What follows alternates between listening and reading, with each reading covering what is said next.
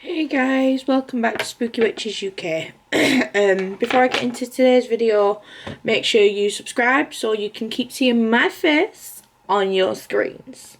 Today I'm going to be talking about the events that inspired many horror movies, but in particular one called When a Stranger Calls. Apparently inspired the story of When a Stranger Calls. So this story starts with a girl called Janett Christman, who was born on March 21st, 1936.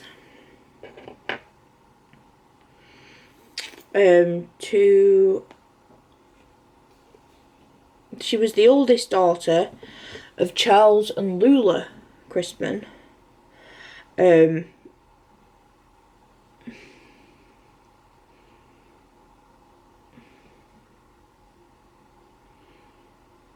Sorry guys, just spreading out the foundation there.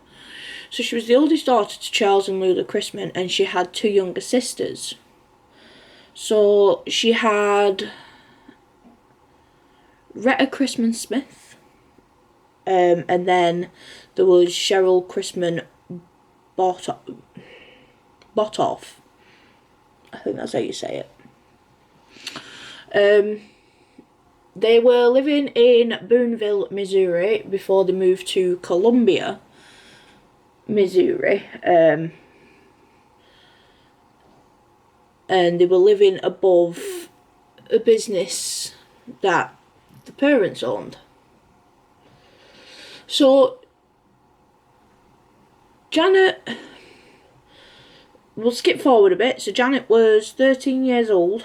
She was in 8th grade at Jefferson Junior High, and everyone described her as a loving churchgoer. She could play the piano in the choir really well.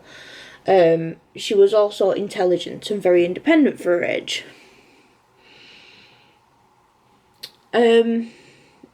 Now, on March 18th, 1950, Janett was supposed to go to a school dance that was being held. But several of her friends have invited her and she declined because she had a babysitting job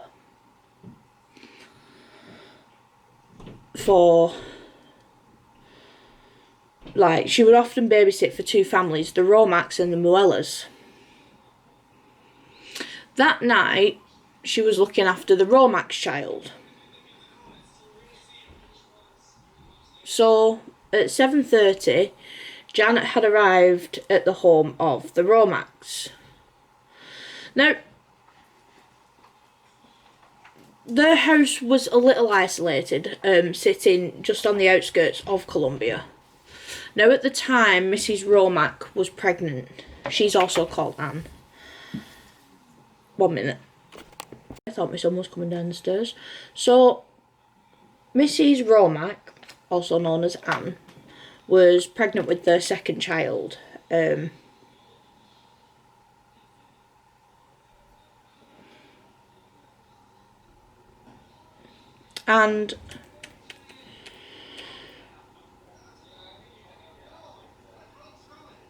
because they were exhausted due to moving and stuff like that, the couple decided they needed a night out.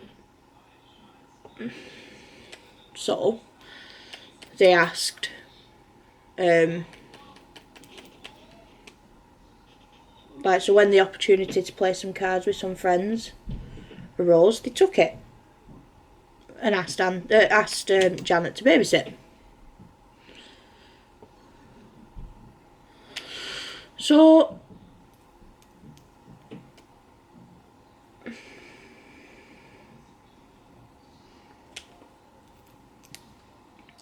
Janett arrived and Anne assured her that their son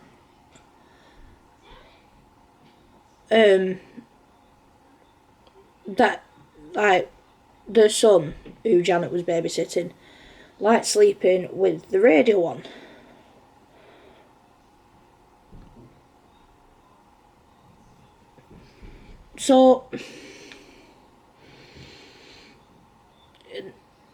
So she told her that the son didn't he liked sleeping with the radio on, and that he shouldn't be much trouble. So then Mr. Romack, his name was Ed, had also taught Janett how to unload and load the shotgun, should she need it. Now,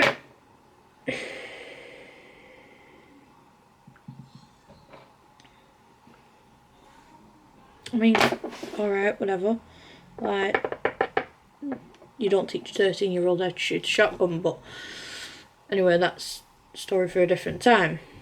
So Ed left the gun, he placed the gun at the side of the front door and told Janett to lock the front door, and if anybody came knocking, to put the porch light on. So then they left Janett and their son in the house. Oh my god, there's just one bit that just will not blend. Oh, never mind. So, over the course of the evening, the storm started to roll in, and the weather took a bit of a ugly turn.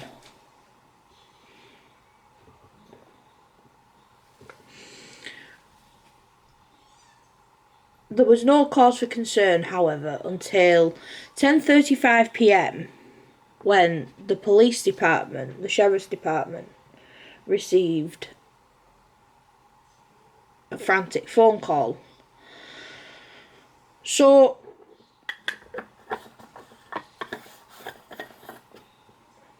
it had been a slow night for the local police department due to the weather. So it was Officer Ray McGowan who'd answered the phone, and he asked what the emergency was, and there was a woman screaming frantically in pure panic down the other end. So obviously he tried to get as much information as he could, but before he could, the woman on the other end of the phone was uttering the words come quick, and he couldn't get much more information before the line was cut short. So he could tell straight away that it wasn't a prank call, but all he could do was wait for the phone to ring again, because he couldn't get any information right.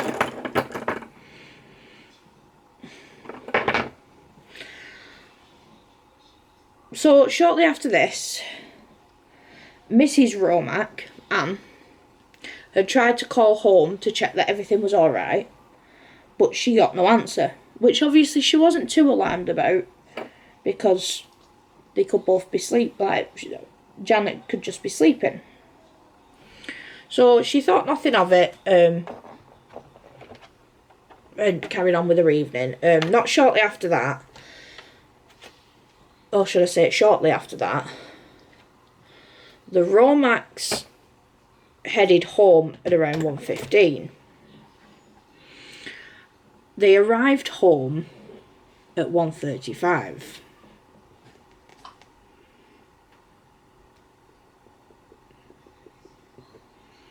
Oh, this orange pigment's beautiful. And they noticed when they arrived home that the porch light was on. And obviously they told Janett, look, don't leave the porch light on, only turn it on if somebody came knocking. So the front window blinds were also wide open.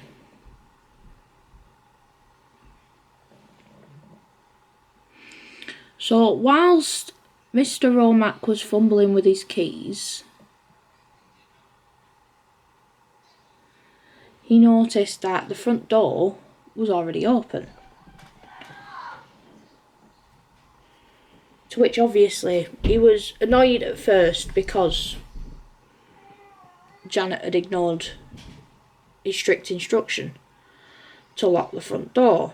However, they were not prepared for the horror that they walked into.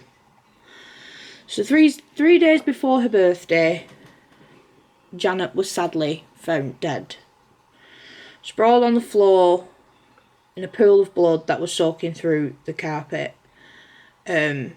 She'd been violently raped and murdered. Her legs were spread wide and she had a slipper barely hanging onto her foot. She had a head wound that had been made with a blunt force instrument. Multiple puncture wounds made by a mechanical pen, and a cord from an iron that had been cut and wrapped around her neck.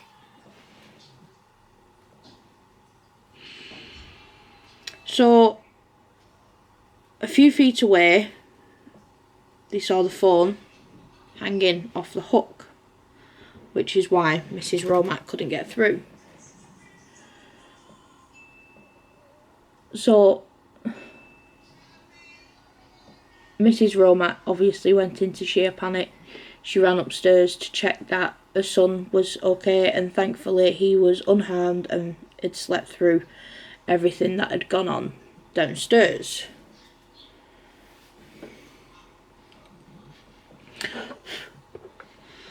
Mr. Romack then phoned the police. I don't think this yellow's going to show up. So Mr. Romack then phoned the police. No,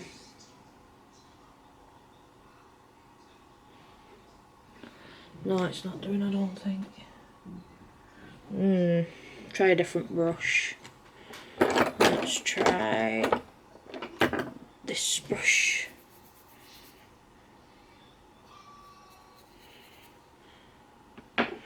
Let's spray it. Let's get some on and then spray it, because then it might stick. So yeah, so Mr. Romack phoned for the police. Sheriff Glenn Powell of Boone County Sheriff's Department came down with a lot of deputies and search dogs.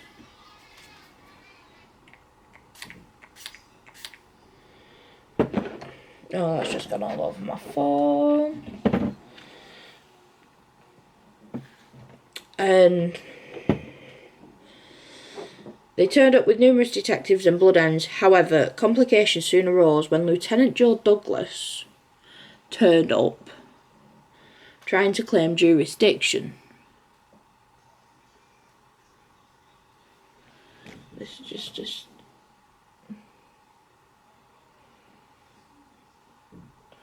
oh, it's showing up slightly.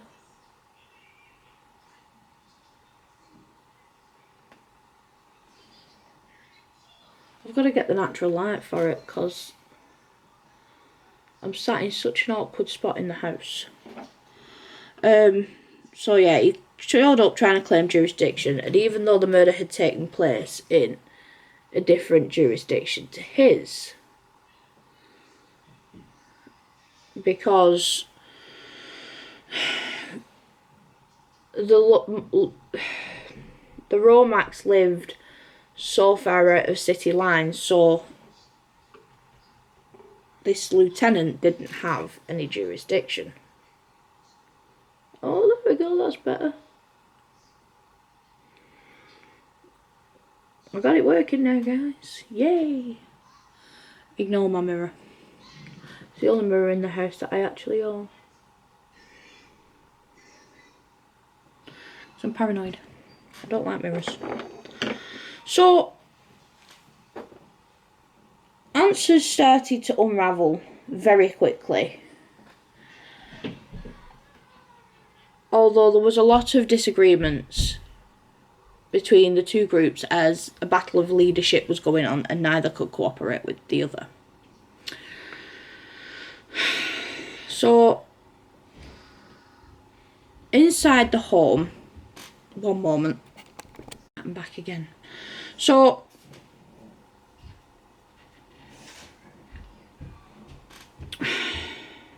inside the home, there were signs that Janett had tried to resist her attacker. There were blood smears, fingerprints that were found in the back, that were found in the kitchen and the living room, and the fact that the back door was unlocked and was slightly ajar.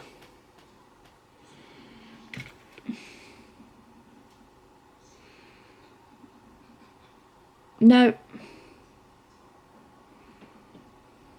such a sad thing that happened to this poor girl. It should never have happened. Again, one moment. My son is being a giant pain today. Who loves the Christmas holidays? I sure don't. As the police followed the trail outside, the search dogs managed to trace the scent of the murderer up to 1 mile from Stewart Road to West Boulevard and across from West Ash Street before losing the trail. Now, back at the crime scene, footprints were found.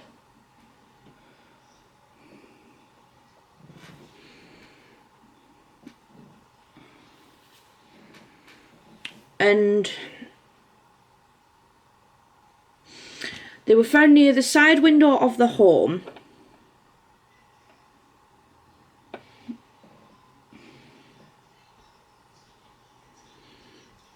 And it had been shattered with a garden hoe.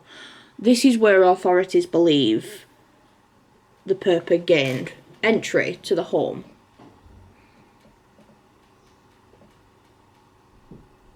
Coupled with the fact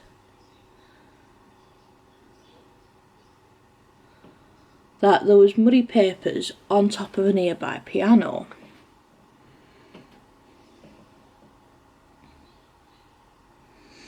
So,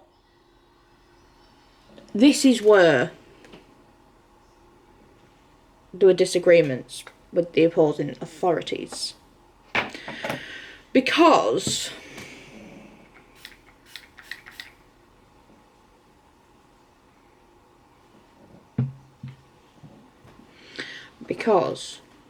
it's a bit too wet. The other authorities believed it could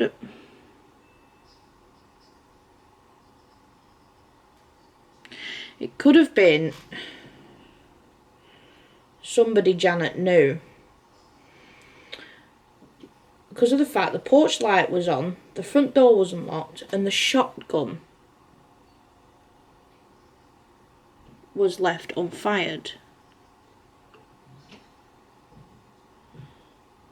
Right. So, and the fact that the iron cord was the murder weapon. Now, the police did a lot of investigating, but it turns out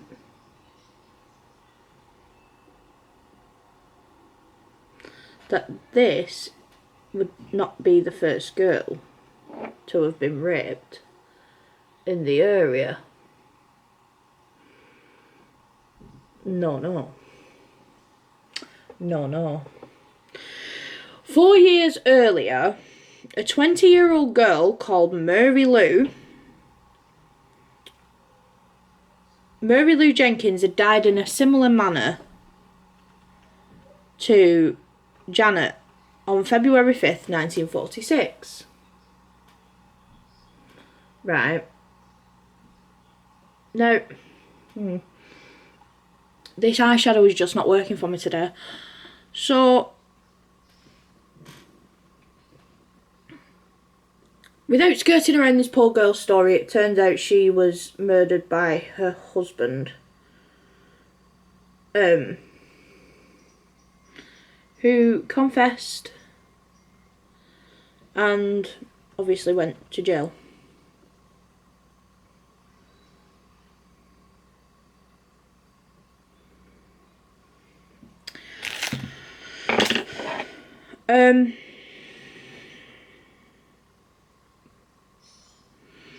but it is a story for another time. Now, a few days before Halloween, 1949...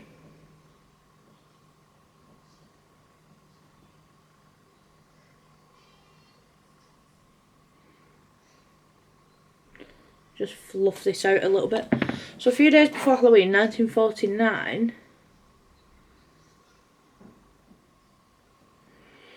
there was... I cannot hold brushes to save my life.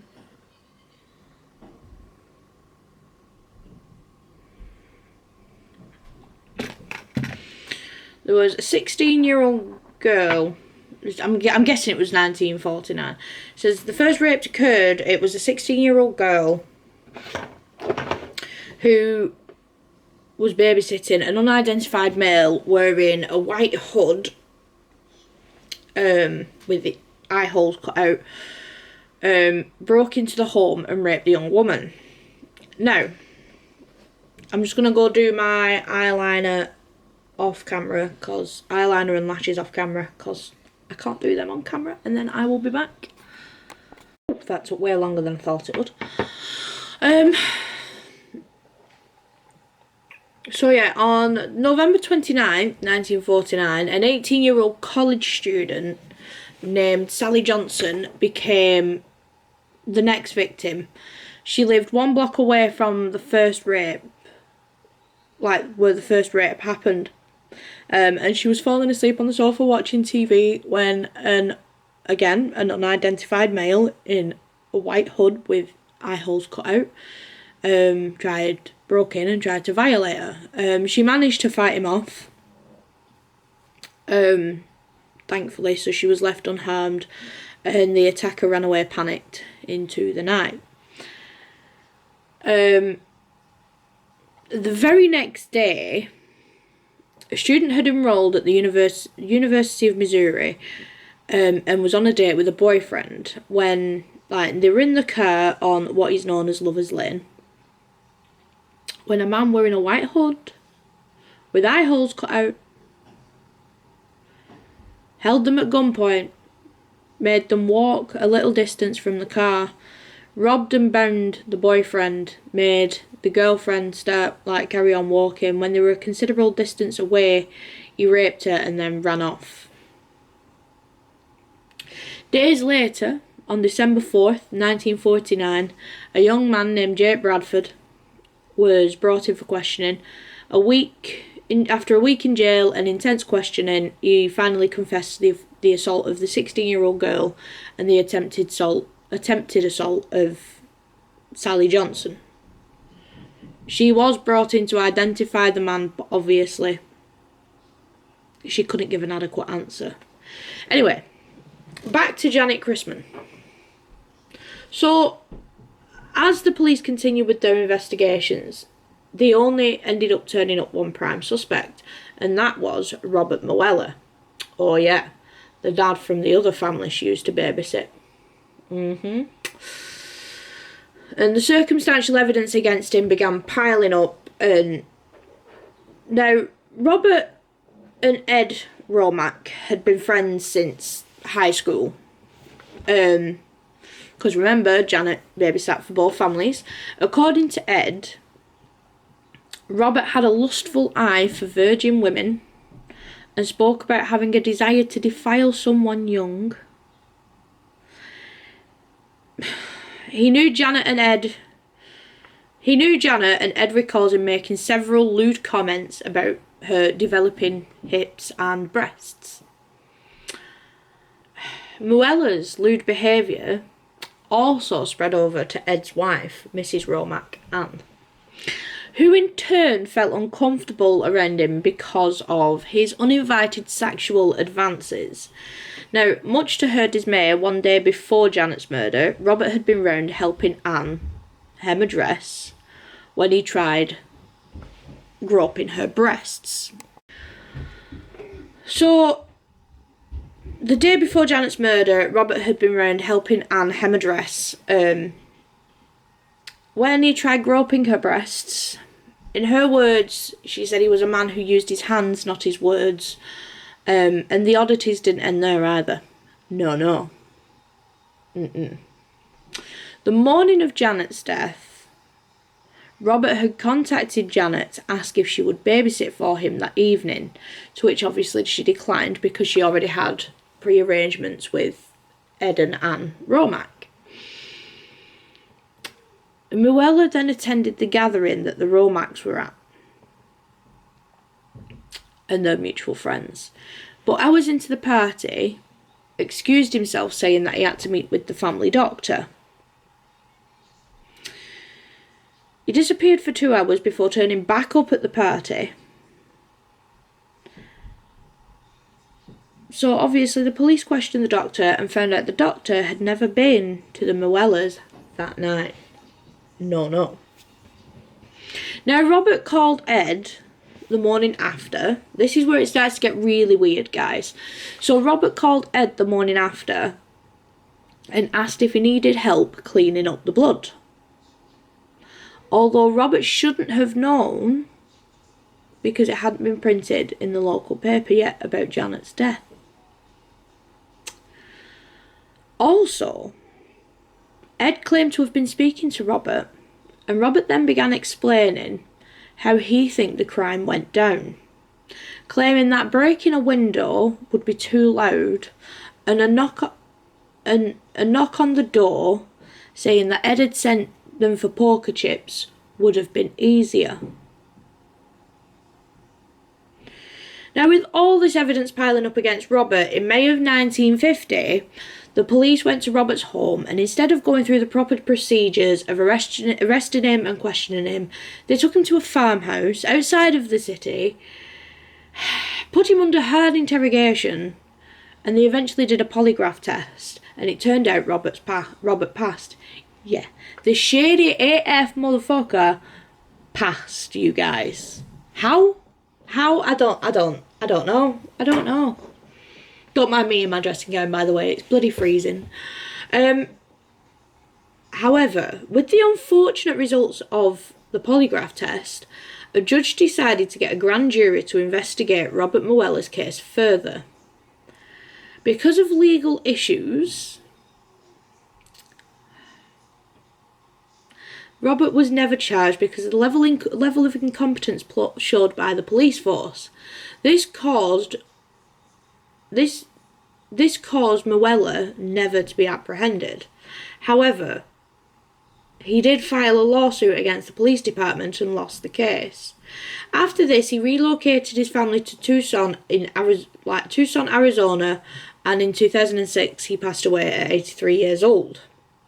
Now, the Romacks moved to Idaho Falls, Idaho, and lived with sincere regret about what had happened to poor Janett. In the 1980s, Anne passed away and Ed eventually remarried, and he passed away in 2016 at 93 years old.